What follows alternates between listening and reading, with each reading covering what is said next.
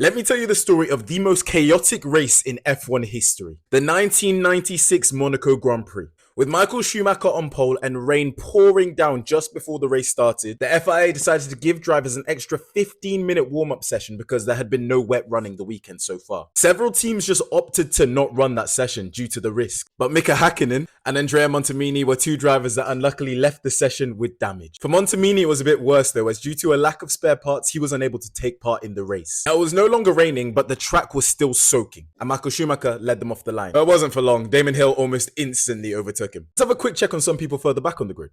That's Jos Verstappen on dry tyres in the barrier at the first corner. I believe that's Fisichella, who had just come together with his teammate Pedro Lamy. Surely further up the grid, everything else was smooth.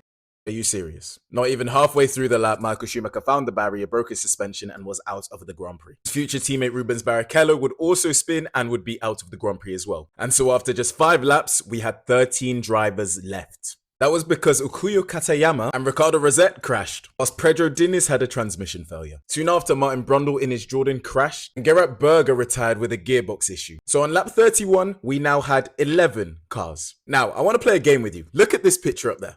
How do you think this is going to end? Clean overtake? Seems like there's plenty of space there, right?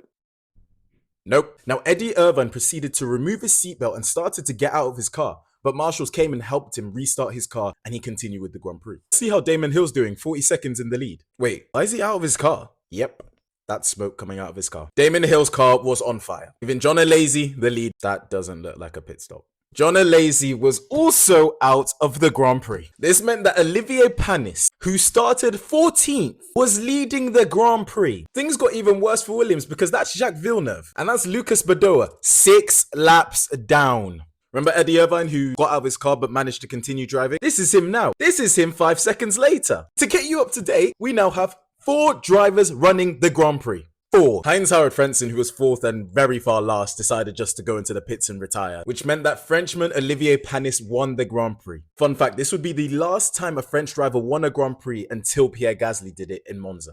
And I'm pretty sure it doesn't surprise you that this broke the record for the least drivers finishing a Grand Prix. For Olivier Panis, this was the one and only Grand Prix victory of his career, but for sure it is one that will live in the history books forever.